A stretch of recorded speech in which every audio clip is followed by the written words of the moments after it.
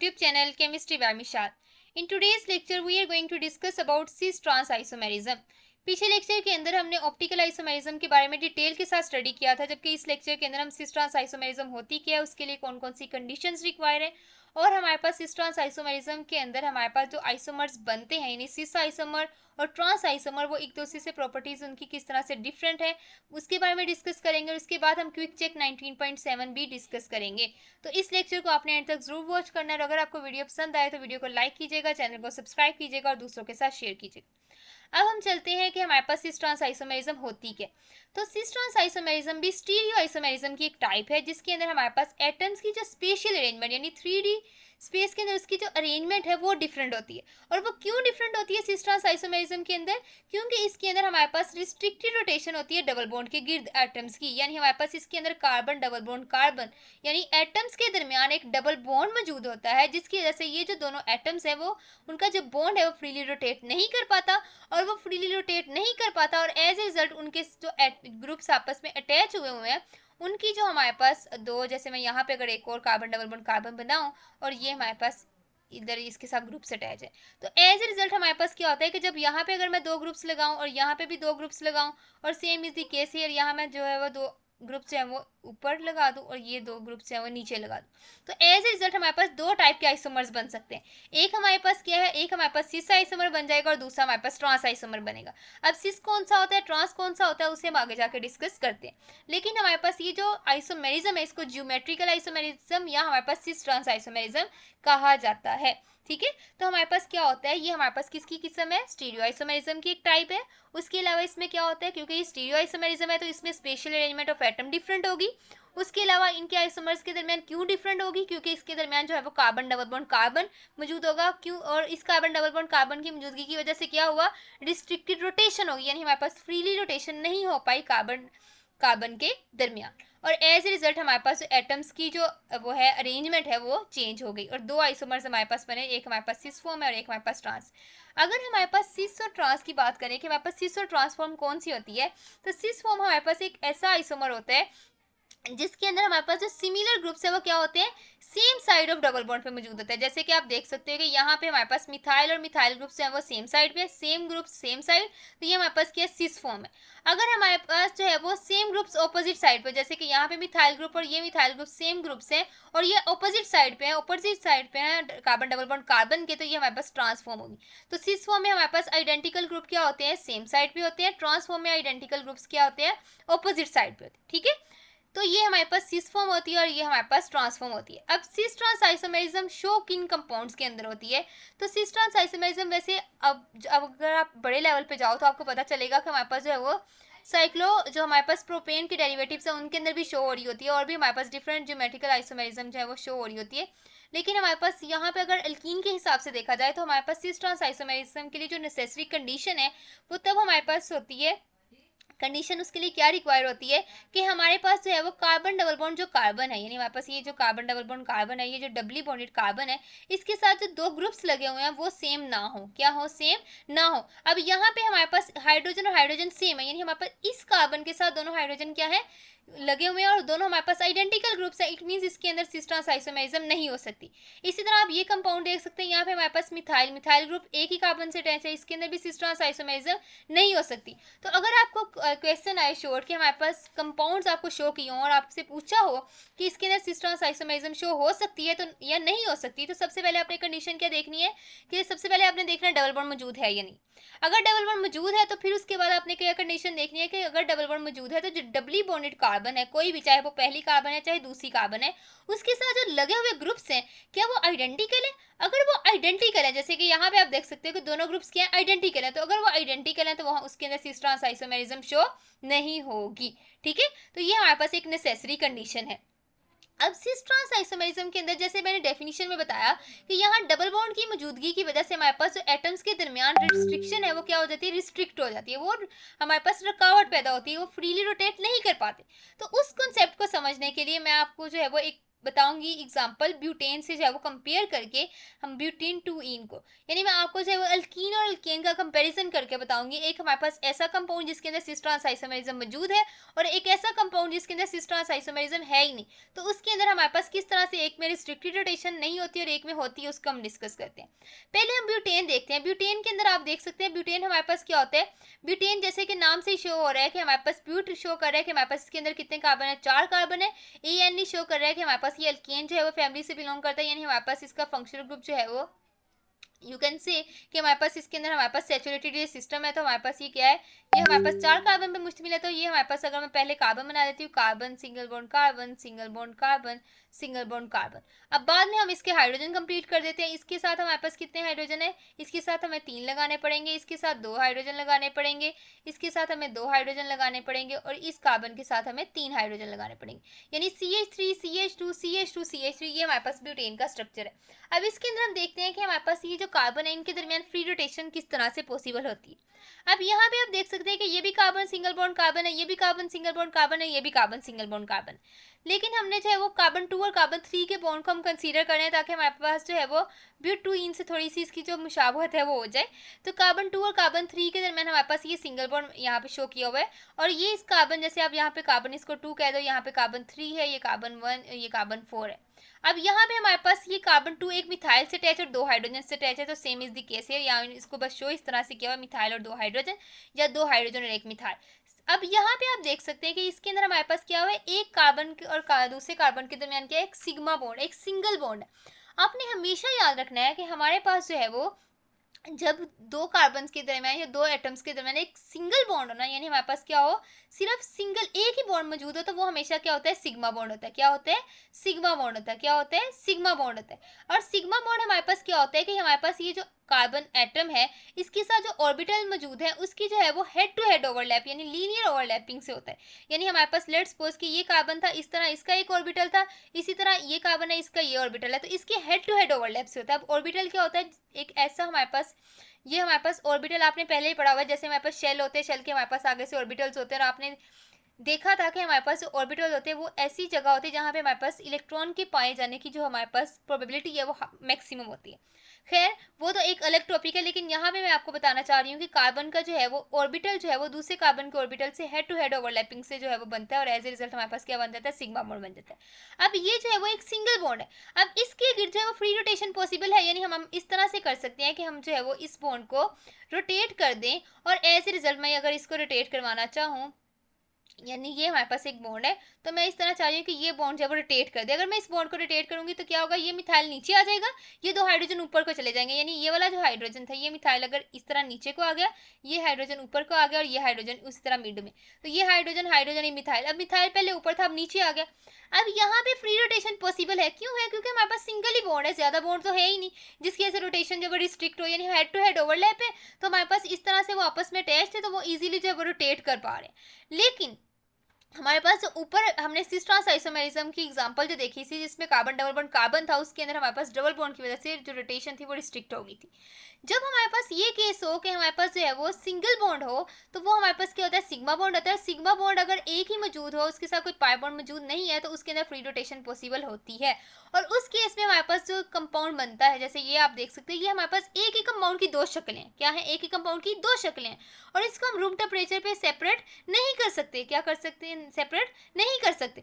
और ये आइसोमर कहलाते हैं कन्फर्मेशनल आइसोमर्स। क्या कहलाते हैं, कन्फर्मेशनल आइसोमर। क्या कहलाते हैं, कन्फर्मेशनल आइसोमर, क्योंकि इसके दरमियान कार्बन कार्बन की जो फ्री रोटेशन है पॉसिबल है। कभी ये इस फॉर्म में होगा, कभी ये इस फॉर्म में होगा, और कभी ये भी तो हो सकता है कि हमारे पास अगर मैं इधर से दोबारा इसकी ये जो है मैं ये इस वाले बॉन्ड की रोटेशन करवाऊं, तो एज रिजल्ट हमारे पास क्या, मिथाइल ऊपर चले जाए, हाइड्रोजन नीचे आ जाए, यानी हमारे पास इसके जो एटम्स है कभी ऊपर कभी नीचे, इस तरह से ये रोटेशन इसकी पॉसिबल होती है। तो इनको हम रूम टेम्परेचर पे सेपरेट नहीं कर सकते। ये जो हमारे पास कन्फर्मेशन है इसको रूम टेम्परेचर पे सेपरेट नहीं कर सकते। तो ये हमारे पास कन्फर्मेशनल आइसोमर या कन्फर्मेशन जो है वो एक दूसरे की। लेकिन हमारे पास जो एग्जाम्पल हमने ऊपर देखी जो कि ब्यूटेन की थी, जो हमारे पास जिसके अंदर क्या होता है, डबल बॉन्ड मौजूद होता है, उसके अंदर रिस्ट्रिक्टेड रोटेशन होती है, एज रिजल्ट 2 आइसोमर जो है वो प्रोड्यूस होते हैं, जो हमारे पास ज्योमेट्रिकल या सिस ट्रांस आइसोमर्स होते हैं। अब इसके अंदर हमारे पास डबल बॉन्ड की वजह से फ्री रोटेशन क्यों नहीं होती और ये इंटरकन्वर्टेबल क्यों नहीं होते, उसको हम देखते हैं। पहले हम देखते हैं ब्यूटीन को, जो कि हमारे पास पता है 2 ब्यूटीन भी जिसे कहते हैं। उसके हमारे पास कार्बन नंबर 2 और कार्बन नंबर 3, इनके दरमियान क्या मौजूद होता है, डबल बॉन्ड मौजूद होता है। अब हमारे पास कार्बन 2 और कार्बन 3 के दरमियान डबल बॉन्ड मौजूद है, इसलिए इसे हम क्या कहते हैं, 2 इन कहते हैं। अब इसके अंदर हमारे पास पता है, अगर मैं इसका जो स्ट्रक्चर बनाऊं तो कार्बन डबल बॉन्ड कार्बन, ठीक है, और यहाँ पे हमारे पास CH3। मैं अभी इसको फिलहाल के लिए इसको जो है वो करीब जोड़ के रख रही हूँ, ताकि आपको बाद में मैं समझा सकूं कि हमारे पास एक्चुअली इसकी अटैचमेंट किस तरह से हो सकती है। अब ये लेट्स सपोज हमारे पास एक केमिकल फार्मूला आपको दिया हुआ है, जिसमें कार्बन 2 और कार्बन 3 के दरमियान एक डबल बॉन्ड मौजूद है। अब एक ये हो सकता है कि हाइड्रोजन ऊपर का हो और मिथाइल नीचे हो, और इसका भी हाइड्रोजन ऊपर और मिथाइल नीचे हो, जो कि सिस फॉर्म बन जाएगी। दूसरा केस ये हो सकता है कि एक का मिथाइल ऊपर और हाइड्रोजन नीचे हो, और दूसरे का हाइड्रोजन जो ऊपर और मिथाइल नीचे हो। यानी हमारे पास ये दो तरह के आइसोमर्स बना सकते हैं, जो कि हमारे पास एक उसमें से क्या होगा, हमारे पास सिस फॉर्म होगी और दूसरा ट्रांसफॉर्म होगी। और वो जो फॉर्म्स है वो इंटरकनेक्टेबल नहीं होती, क्योंकि हमारे पास कार्बन डबल बॉन्ड कार्बन के दरमियान रिस्ट्रिक्टेड रोटेशन होती है। अब क्योंकि इसके दरमियान क्या मौजूद है, कार्बन 2 और कार्बन 3 के दरमियान क्या मौजूद है, डबल बॉन्ड मौजूद है। तो डबल बॉन्ड में से एक हमारे पास क्या होगा, सिग्मा बॉन्ड होगा, और दूसरा हमारे पास क्या होगा, पाई बॉन्ड होगा। क्या होगा, पाई बॉन्ड होगा। यानी एक इसमें सिग्मा बॉन्ड है, दूसरा है पाई बॉन्ड। और आपको पता है कि सिग्मा बॉन्ड हमारे पास हमेशा किस तरह से बनता है, लीनियर ओवरलैप से। यानी हमारे पास कार्बन कार्बन के ये हमारे पास ऑर्बिटल है और ये ऑर्बिटल है, इसके लीनियर ओवरलैप से बन रहे हैं। जबकि हमारे पास क्या हुआ कि ये हमारे पास जो है जो पाई बॉन्ड बनते हैं, पाई बॉन्ड किस तरह से बनते हैं, parallel overlap of P orbital से। अब यहाँ पे हमारे पास ये कार्बन का ये हमारे पास एक पी ऑर्बिटल है, अनहाइब्रिडाइज पी ऑर्बिटल। इसी तरह इस कार्बन का भी अनहाइब्रिडाइज और पी ऑर्बिटल है। दोनों के पास एक एक इलेक्ट्रॉन्स है, और जब इन्होंने ओवरलैप किया तो दो इलेक्ट्रॉन मिड में आकर एक पाई बॉन्ड की जो है वो जो फॉर्म है वो बन गई, पाई बॉन्ड जो है वो तश्कील हो गया। अब यहाँ पे हमारे पास जो है एक पाई बॉन्ड बना हुआ है, एक हमारे पास क्या बना हुआ है, सिग्मा बॉन्ड बना है। अब पाई बॉन्ड किस तरह से बना हुआ है, पैरेलल ओवरलैप से। किससे बना हुआ है, पैरेलल ओवरलैप से। सो वी कैन से कि क्योंकि यहाँ पे पैरेलल ओवरलैप है, तो हमारे पास यहाँ पे जो है वो ऊपर से भी और नीचे से भी, जैसे हमारे पास ये जो है वो ऑर्बिटल ने जो है वो इसको रिस्ट्रिक्ट कर दिया, और एज ए रिजल्ट हमारे पास ये जो है वो एक ही जगह पे जो है वो कार्बन है वो एक दूसरे से लिंक हो गया। अब ये हाइड्रोजन जो है वो कभी नीचे और मिथाइल कभी ऊपर इस तरह से नहीं हो सकता, जैसे कि हमारे पास यहाँ फ्री रोटेशन के बाद हो रहा था। यानी हमारे पास इसके अंदर फ्री रोटेशन जो है वो पॉसिबल नहीं है। अगर ये मैं आपको सिस फॉर्म बताऊं और ये मैं आपको एक ट्रांसफॉर्म बता रही हूँ। सिस फॉर्म में क्या होते हैं, आइडेंटिकल ग्रुप सेम साइड पे होते हैं, जैसे कि आप देख सकते हैं कि यहाँ पे हाइड्रोजन हाइड्रोजन सेम साइड पे है, मिथाइल मिथाइल जो है वो नीचे है और हाइड्रोजन हाइड्रोजन ऊपर है। जबकि ट्रांस में हाइड्रोजन और हाइड्रोजन ऊपर नीचे, इसी तरह मिथाइल ऊपर नीचे। अब ये सिस फॉर्म है, ये ट्रांसफॉर्म है। अब आप देख सकते हैं कि सिस और ट्रांसफॉर्म को आप इजीली इंटरकन्वर्टेबल ये नहीं है, ये आप इजीली कन्वर्ट नहीं कर सकते। क्यों नहीं कर सकते, क्योंकि अगर आपने इसको कन्वर्ट करना है, अगर आपने इसके इर्द गिर्द फ्री रोटेशन करवानी है, तो आपको ये बॉन्ड तोड़ना पड़ेगा। क्या करना पड़ेगा, ये बॉन्ड तोड़ना पड़ेगा, यानी ओवरलैपिंग खत्म करनी पड़ेगी। और अगर ओवरलैपिंग खत्म हो जाएगी तो ऑब्वियसली पाई बॉन्ड तो खत्म हो रहा है, और अगर पाई बॉन्ड खत्म हो रहा है तो इसका मतलब पाई बॉन्ड टूट रहा है, और पाई बॉन्ड टूट रहा है तो एज ए रिजल्ट हमारे पास ट्रांसफॉर्म तो बन नहीं सकती। तो हम कह सकते हैं कि अगर हम इसको रोटेट करें तो वो कुछ इस फॉर्म में चला जाएगा, और एज ए रिजल्ट हमारे पास ये बॉन्ड जो है वो टूट जाएगा। तो इसका ये मतलब हुआ कि अगर मैं इसको इसमें कन्वर्ट करने की कोशिश करूं तो मेरा बॉन्ड ही टूट जाएगा। और इसको कन्वर्ट करने के लिए हमें काफ़ी ज़्यादा एनर्जी रिक्वायर है, जो कि 263 किलो जूल पर केल्विन है, और ये इतनी ज़्यादा हाई एनर्जी रूम टेम्परेचर पे अवेलेबल नहीं होती। तो एज ए रिजल्ट सिस और ट्रांस आइसोमर जो है वो रूम टेम्परेचर पे इंटरकन्वर्टेबल नहीं होते। तो इस वजह से हमने जो है वो ये जो यहाँ पे बात की थी कि रिस्ट्रिक्टेड रोटेशन होती है, और इसके रिजल्ट में हमारे पास जो है वो आइसोमर्स बनते हैं, और वो हमारे पास जो है वो कहलाते हैं सिस ट्रांस आइसोमर्स। तो ये यहाँ पे जो मैंने आपको बता दिया, और उसकी जो प्रॉपर्टी थी वो भी साबित कर दी कि वो क्यों इंटरकन्वर्टेबल नहीं है, क्योंकि हमारे पास क्या है, रूम टेम्परेचर के ऊपर इतनी एनर्जी जो मौजूद नहीं होती, जो कि इसको रिक्वायर होती है कि वो एक फॉर्म से दूसरी फॉर्म में कन्वर्ट हो सके, क्योंकि पाई बॉन्ड के पहले तोड़ना पड़ेगा और फिर पाई बॉन्ड को दोबारा बनाना पड़ेगा। ठीक है, तो एज ए रिजल्ट हमारे पास सिस ट्रांस आइसोमेरिज्म किस तरह से तश्कील पाती है, ये हमारे पास सिस ट्रांस आइसोमेरिज्म तब होती है जब हमारे पास कार्बन डबल बॉन्ड कार्बन मौजूद हो, यानी कार्बन कार्बन के दरमियान रिस्ट्रिक्टेड रोटेशन हो, किसकी वजह से, डबल बॉन्ड की मौजूदगी की वजह से। और सिस फॉर्म क्या होती है, जिसमें आइडेंटिकल ग्रुप सेम साइड पे हो, जबकि ट्रांसफॉर्म होती है जिसमें आइडेंटिकल ग्रुप ऑपोजिट साइड पे होते हैं। अब हम डिस्कस करते हैं कि हमारे पास सिस ट्रांस आइसोमेरिज्म की जो है वो हमारे पास जो आइसोमर्स होते हैं उनकी फिजिकल और केमिकल प्रॉपर्टीज किस तरह की होती हैं। क्या वो फिजिकल और केमिकल सेम तरह की प्रॉपर्टीज शो करते हैं? जैसे कि अगर मैं यहाँ पे दिखाऊं तो ये हमारे पास एक सिस ब्यूटुइन है और ये हमारे पास ट्रांस ब्यूटुइन है। अब सिस ब्यूटुइन और ट्रांस ब्यूटुइन की प्रॉपर्टीज कौन सी मैच करती है? तो इसकी ना तो फिजिकल प्रॉपर्टीज मैच करती है ना केमिकल प्रॉपर्टीज मैच करती है। क्यों? क्योंकि इनके जो हमारे पास ये जो है वो डिफरेंट कंपाउंड की नेचर ही चेंज हो जाती है, क्योंकि रिस्ट्रिक्टेड रोटेशन होती है। एज रिजल्ट हम कह सकते हैं इनके मेल्टिंग पॉइंट डिफरेंट होते हैं, बॉइलिंग पॉइंट डिफरेंट होते हैं, डाइपोल मूवमेंट भी चेंज हो जाता है, डेंसिटी भी चेंज हो जाती है और हीट ऑफ वेपराइजेशन भी चेंज हो जाती है। और उसके साथ साथ इसकी केमिकल प्रॉपर्टी या केमिकल रिएक्टिविटी भी चेंज हो जाती है। ठीक है। और एज ए रिजल्ट हमारे पास क्या होता है कि हमारे पास जो है वो केमिकल रिएक्टिविटी चेंज हो जाती है। अब कौन ज्यादा केमिकली रिएक्टिव होगा? अब आप ध्यान से देखें कि हमारे पास रिएक्टिव चीज कौन सी ज्यादा होती है, ज्यादा कौन किसी से रिएक्ट करता है जो कि स्टेबल ना हो। तो स्टेबल हमारे पास जो चीज नहीं होगी वो हमारे पास ज्यादा रिएक्ट करेगी। अब स्टेबल कौन सी नहीं होगी? जिसके बल्कि ग्रुप एक साइड पे, अब ये भी बल्कि ग्रुप है, ये भी बड़ा ग्रुप, बल्कि मतलब बड़ा, मिथाइल बड़ा है, कार्बन और साथ 3 हाइड्रोजन है, ये हाइड्रोजन छोटा है। अब हाइड्रोजन हाइड्रोजन ग्रुप एक साइड में, मिथाइल मिथाइल ग्रुप एक साइड में। अब बड़े बड़े ग्रुप एक दूसरे तो एक दूसरे को क्या कर रिपल्शन का सामना होगा। एज ए रिजल्ट वो चाहेंगे कि हमारा हम जल्दी जल्दी से दूर हो जाएंगे, डबल बॉन्ड खत्म हो, हमारी फ्री रोटेशन हो। तो एज ए रिजल्ट ये जो डबल बॉन्ड है वो इजीली रिएक्ट कर पाता है। तो हम कह सकते हैं कि हमारे पास सिस ब्यूटुइन जो है वो ज्यादा रिएक्टिव होता है, जबकि ट्रांस ब्यूटुइन जो है वो कम रिएक्टिव होता है, क्योंकि इसकी जो बल्कि ग्रुप है अपोजिट साइड पे, ये बड़ा ग्रुप ये बड़ा ग्रुप, इनको आपस में इतना मसला ही नहीं है क्योंकि ये 180 डिग्री के एंगल पे पाए जाते हैं। तो as a result trans two butene जो वो कम रिएक्टिव होता है और मोर स्टेबल होता है। ठीक है। अब हम डिस्कस करते हैं क्विक चेक 19.7। इसका क्वेश्चन नंबर 1 है जिसके अंदर हमने कायरल और ए कायरल का ऑब्जेक्ट्स जो है उनको क्लासीफाई करना है, यानी हमारे पास बताना है कौन सा कायरल ऑब्जेक्ट है और कौन सा ए कायरल ऑब्जेक्ट है। अब फर्स्ट हमारे पास क्या है? फर्स्ट हमारे पास पेंसिल की एग्जांपल इन्होंने दी हुई है और पूछा हुआ है कि ये हमारे पास कायरल है या ए कायरल है। अगर आप पेंसिल को देखो तो पेंसिल के अंदर आपने देखना है कि इसके अंदर प्लेन ऑफ सिमेट्री मौजूद है या नहीं है। अगर मैं यहाँ पे पेंसिल बनाना चाहूँ, यहाँ पे मैं पेंसिल बनाती हूँ, ये आपकी है पेंसिल और ये हमारे पास जो है वो पेंसिल, और लेट्स सपोज कि इसके ऊपर जो है वो कोई भी आपने जो है इसके ऊपर जो है वो प्रिंटिंग वगैरह नहीं हुई हुई, कुछ लिखा नहीं हुआ, जैसे कि डॉलर है, ये इस तरह प्लेन हमारे पास पेंसिल है। अगर आप इसको देखो तो आप इसके अंदर देख सकते हो कि इसके अंदर क्या मौजूद है? प्लेन ऑफ सिमेट्री मौजूद है, यानी एक ऐसा प्लेन मौजूद है। अगर आप देखो तो दरमियान से अगर हम इसको काटे तो हम इसको इक्वल हाफ्स में कन्वर्ट कर सकते हैं। इट मीन्स कि इसके अंदर क्या मौजूद है? प्लेन ऑफ सिमेट्री मौजूद है। एज ए रिजल्ट हमारे पास ये क्या हो जाएगी? जिसके अंदर प्लेन ऑफ सिमेट्री मौजूद होती है तो वो हमारे पास ऑब्जेक्ट क्या होता है? एक आइडल होता है। क्या होता है? एक आइडल होता है। तो पेंसिल हमारे पास क्या है? एक आइडल। उसके बाद नेक्स्ट एग्जांपल है, उसके अंदर हम कप कंसीडर कर लेते हैं। अब कप को अगर आप कंसीडर करो तो ये हमारे पास क्या है? एक कप है।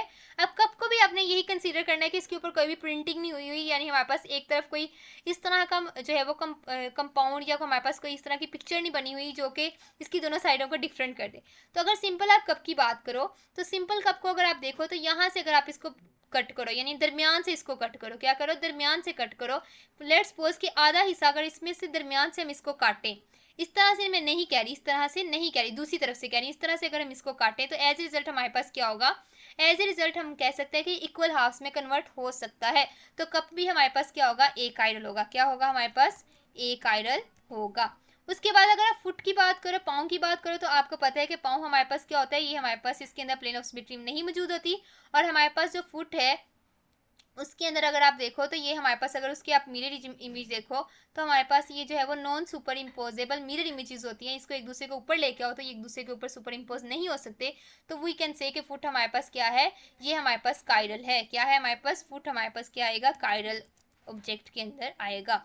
उसके बाद आप स्पून की एग्जाम्पल देखो। स्पून के अंदर आप देख सकते हो सेम ही जैसे कि हमारे पास यहाँ पे था पेंसिल के केस में, तो स्पून के केस में भी हमारे पास सेम उसी तरह से होगा। अगर मैं यहाँ पे स्पून बनाना चाहूँ तो स्पून जो है उसके अंदर भी हमारे पास क्या होगा? स्पून के अंदर भी हमारे पास जो है वो प्लेन ऑफ सिमेट्री मौजूद है। तो प्लेन ऑफ सिमेट्री मौजूद होने की वजह से हमारे पास ये क्या होगा? एक आयरल होगा। क्या होगा? एक आयरल होगा। इसी तरह अगर आप एयर देखो तो हमारे पास जो आपका कान है वो आपको पता है लेफ्ट और जो हमारे पास लेफ्ट और राइट है इस तरह हमारे पास होते हैं। तो ये भी हमारे पास non superimposable mirror images बनाते हैं, इनके अंदर प्लेन ऑफ सिमेट्री मौजूद नहीं होती। तो ये हमारे पास क्या होता है? कायरल होता है। क्या होता है? कायरल होता है। इसी तरह अगर आप बुक देखो तो बुक हमारे पास क्या है? बुक अगर आप देखो तो बुक के अंदर आप देखो तो ये हमारे पास लेट्स सपोज बुक है और इसके अंदर कोई भी प्रिंटिंग वगैरह नहीं हुई हुई। ठीक है। तो ये हमारे पास एक बुक मौजूद है। ठीक है। अब बुक को भी आप अगर काटना चाहो, मैं यहाँ पे आपको एक बुक बना देती हूँ यहाँ पे। ठीक है। और लेट्स सपोज ये आपकी एक बुक है। ठीक है। और आपने जो है ये आपके पास बुक मौजूद है। अगर आप इसको मिड से काटो, क्या करो, मिड से इसको इक्वल हाफ्स में ऐसे कट करो, यानी इस तरह नहीं मैं कटिंग के लिए कह रही, दूसरी तरफ से कटिंग के लिए कह रही हूँ, तो ये इक्वल हाफ्स में कन्वर्ट हो सकता है। फिर आपने ये चीज़ कंसीडर करनी है कि बुक हमारे पास ब्लैंक पेजेस की है, उसके ऊपर जो है कुछ इस तरह से बुक के ऊपर प्रिंटिंग वगैरह नहीं हुई, तो ये हमारे पास क्या होगा, इक्वल हाफ्स में कन्वर्ट हो जाएगा। तो ये बुक भी हमारे पास क्या है, बुक भी हमारे पास क्या आ गई, एक आइडल आ गई। ठीक है, उसके बाद हमारे पास नेक्स्ट हमारे पास शू है। अब शू, लेफ्ट शू और राइट जो हमारे पास शू है, तो ये हमारे पास काइडल की एग्जांपल में आ जाएगा। उसके बाद एग है। एग आप देख सकते हो कि हमारे पास, अगर मैं यहाँ पे एग बनाऊँ, तो ये एग भी हमारे पास क्या है, ये हमारे पास इसके अंदर भी प्लेन ऑफ सिमेट्री मौजूद है, तो ये भी हमारे पास क्या है, एक आइडल नेचर का है। अब हम डिस्कस करते हैं ग्लूकोज और फ्रुक्टोज के बारे में कि हमारे पास इसके अंदर कितने काइरल कार्बन मौजूद हैं। इसको कंसीडर करने के लिए सबसे पहले तो आपको ग्लूकोज और फ्रुक्टोज का स्ट्रक्चर पता होना चाहिए। अब आपको पता है कि ग्लूकोज और फ्रुक्टोज में हमारे पास कितने कितने कार्बन होते हैं टोटल। वैसे कार्बन, मैं अभी काइरल कार्बन की बात नहीं करी, सिंपल, दोनों के अंदर हमारे पास कितने कितने होते हैं, 6 कार्बन होते हैं। अब और ये दोनों क्या है, हमारे पास मोनोसेक्राइड है। जैसे हमारे पास ग्लूकोज C6H12O6। अब इसका स्ट्रक्चर अगर आप देखो तो कुछ ये है, आप इसको याद कर लेना। आई थिंक सो पहले भी आपने ये देखा होगा। अगर आप इसको देखो तो ये हमारे पास क्या है, ये हमारे पास उसका ये जो है वो एल्डिहाइड ग्रुप मौजूद है। क्या है, एल्डिहाइड ग्रुप मौजूद है। जैसे कि आप देख सकते हो कि COH, और ये हमारे पास क्या सारा R ग्रुप है। उसके अलावा ये नेक्स्ट कार्बन है वो एक OH से अटैच है, एक हाइड्रोजन से अटैच है। उससे नेक्स्ट कार्बन क्या है, एक H से अटैच है, OH से अटैच है। ये भी कार्बन है और ये भी कार्बन है। अब आपने वो कार्बन कंसीडर करने हैं जिसके साथ चारों ग्रुप्स डिफरेंट हो। अब एक इसने कार्बन के साथ बनाया हुआ है, एक हाइड्रोजन के साथ बनाया, और तीसरा उसने तीसरा और चौथा इसने बॉन्ड किसके साथ बनाया, ऑक्सीजन के साथ। अब ऑक्सीजन के साथ इसने 2 बॉन्ड बनाए हुए हैं, तो इस वजह से हमारे पास ये क्या है, ये हमारे पास एक आइडल है, यानी हमारे पास एक आइडल सेंटर नहीं है। ठीक है, उसके बाद अगर आप नेक्स्ट कार्बन को कंसीडर करो, अब आपने ध्यान से देखना, एक इसके साथ OH ग्रुप अटैच है, एक इसके साथ हाइड्रोजन अटैच है, एक ये सारा बल्कि सा ग्रुप अटैच है, ये सारा ग्रुप अटैच है ना, तो ये हमारे पास सारा किसके साथ अटैच है, और एक हमारे पास इसके साथ एल्डिहाइड ग्रुप अटैच है। अब चारों ग्रुप्स क्या सेम है, नहीं, तो सेम तो नहीं है। व्हाट डज इट मीन कि हमारे पास ये क्या है, काइरल सेंटर है। क्या है, काइरल सेंटर, तो ये हमारे पास एक काइरल सेंटर हो गया। उसके बाद नेक्स्ट कार्बन देखते हैं, ये कार्बन एक हाइड्रोजन से अटैच है, एक हाइड्रोक्सल, एक इतने बल्कि ग्रुप से और एक नीचे वाले बल्कि ग्रुप से। इसके साथ चारों ग्रुप सेम है या डिफरेंट है, डिफरेंट है। तो व्हाट डज इट मीन कि हमारे पास ये क्या है, ये भी हमारे पास क्या है, काइरल सेंटर। तो 2 काइरल सेंटर हो गए। थर्ड वन को देखें तो same is the case here, OH, H और एक इतना बड़ा ग्रुप और एक नीचे छोटा सा ग्रुप, चारों ग्रुप्स डिफरेंट है, तो एज रिजल्ट हम कह सकते हैं कि ये भी हमारे पास क्या है, काइरल है।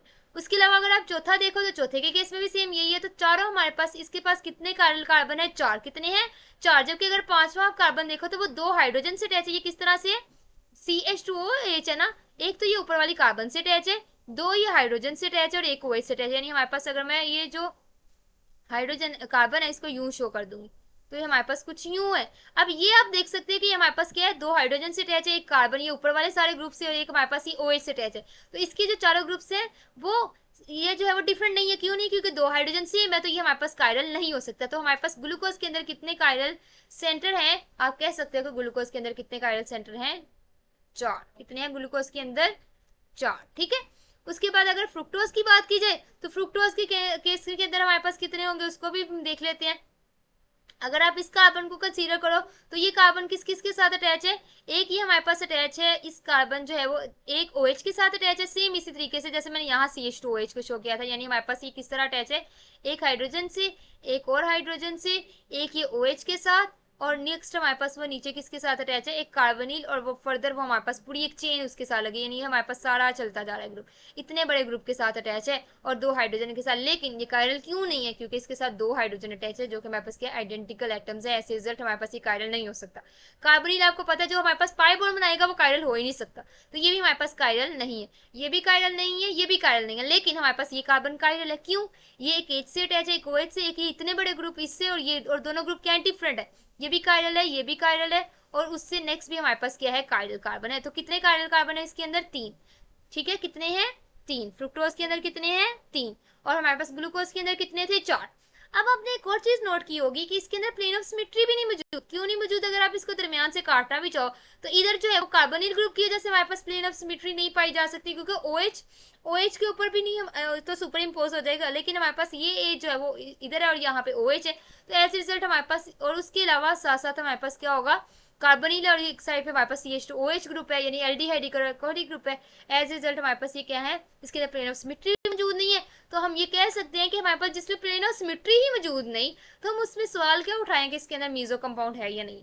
तो एज रिजल्ट हम कह सकते हैं कि क्योंकि इसके अंदर क्या नहीं है, हमारे पास जो है वो इसके अंदर क्या मौजूद नहीं है, नो प्लेन ऑफ सिमेट्री, क्या नहीं है, प्लेन ऑफ सिमेट्री मौजूद नहीं है। एज ए रिजल्ट हमारे पास क्या होगा, it is, as a result हमारे पास क्या होगा, इट डजंट contain और हैव एनी मीजोफॉर्म, ठीक है, एज ए रिजल्ट इसकी कोई भी मीजोफॉर्म नहीं हो, ठीक है। अगर हम बात करें possible number of optical isomers की, तो वो आपको पता है कि हमने किस तरह कैलकुलेट करना देखा था, 2 की पावर n।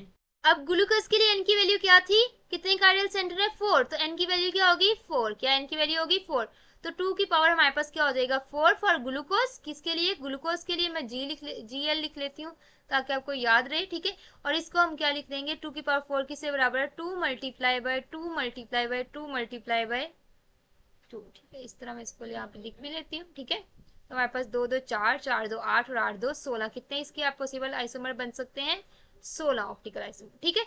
जबकि हमारे पास फ्रुक्टोज के केस में कितने हमारे पास थे, यहाँ पे हमने देखा था 3 कायरल सेंटर है, तो हमारे पास इसकी 2 की पावर 3 होगी, यानी हमारे पास इसके अंदर कितने बनेंगे, 2 मल्टीप्लाई बाय 2, तो हमारे पास क्या बनेंगे 8, कितने बनेंगे 8, कितने बनेंगे 8। तो हमारे पास सेकंड वाले केस में कितने ऑप्टिकल आइसोमर बन सकते हैं 8, जबकि ऊपर वाले केस में कितने बन सकते हैं 16। तो ये था हमारा आज का लेक्चर।